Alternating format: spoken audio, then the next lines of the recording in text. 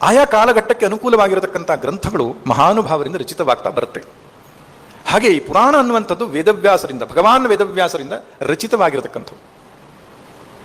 ಅಷ್ಟೇ ಅಲ್ಲ, ಬೇರೆ ಬೇರೆ ಸ್ಮೃತಿಗಳು ಆಯಾ ಕಾಲಘಟ್ಟದಲ್ಲಿ ರಚನೆ ಆದವು.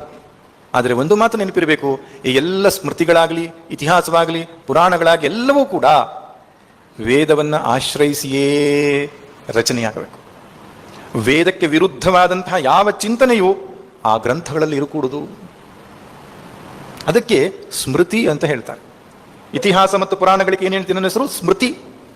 ಶ್ರುತಿಯನ್ನು ಅನುಸರಿಸಿ ರಚನೆಯಾದದ್ರಿಂದ ಅದಕ್ಕೆ ಸ್ಮೃತಿ. ಶ್ರುತಿಯ ಮತಿತಾರ್ಥವನ್ನ ವ್ಯವಸ್ಥಿತವಾದ ಶೈಲಿಯಲ್ಲಿ ಕೊಟ್ಟಾಗ ಅದಕ್ಕೆ ಸ್ಮೃತಿ ಅಂತ ಹೇಳ್ತಾರೆ. ಆದ್ದರಿಂದ ಪುರಾಣದಲ್ಲಿ ಇನ್ಯಾವುದೋ ಕಥೆ ಇದೆ, ರಾಮಾಯಣ ಮಹಾಭಾರತದಲ್ಲಿ ಇನ್ಯಾರ್ದೋ ಕಥೆ ಇದೆ, ತಪ್ಪು ತಿಳ್ಕೊಳ್ಬೇಡಿ. ವೇದದಲ್ಲಿ ಹೇಳಿರತಕ್ಕಂತಹ ಸಂಗತಿಗಳನ್ನೇ ಅತ್ಯಂತ ಸರಳವಾದ ಶೈಲಿಯಲ್ಲಿ, ವ್ಯವಸ್ಥಿತವಾದ ರೂಪದಲ್ಲಿ ಪುರಾಣ ಮತ್ತು ಇತಿಹಾಸಗಳು ನಮಗೆ ನೀಡಿವೆ. ಅಲ್ಲಿ ಹೊಸ ವಿಚಾರಗಳು ಯಾವುದೂ ಇಲ್ಲ. ಶೈಲಿ ಹೊಸದಿರಬಹುದು, ಸಂಗತಿ ಹಳೆಯದೇ. ಅದಕ್ಕೆ ಪುರಾಣ ಅಂತ ಹೆಸರು. ಪುರಾ ಅಪಿ ನವಂ ಇತಿ ಪುರಾಣಂ.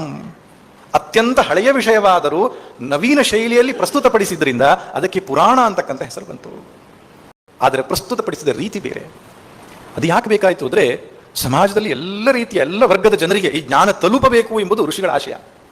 ಹಿಂದೂ ಸನಾತನ ಧರ್ಮದ ಮೇಲೆ ಕೆಲವರು ಆರೋಪ ಮಾಡಲಿಕ್ಕಿದೆ, ಇದು ಕೆಲವು ಪಂಗಡದವರ ಸ್ವತ್ತಾಗಿ ಮಾಡಿಕೊಂಡಿದ್ದಾರೆ ಅಂತ. ಹಾಗಿಲ್ಲ. ಈ ಪುರಾಣ ಸಾಹಿತ್ಯಗಳನ್ನು ರಚಿಸಿರುವುದು ವೇದಾರ್ಥವು ಸಾಮಾನ್ಯ ಜನರವರೆಗೆ ಹೋಗಿ ತಲುಪಬೇಕು ಅಂತ.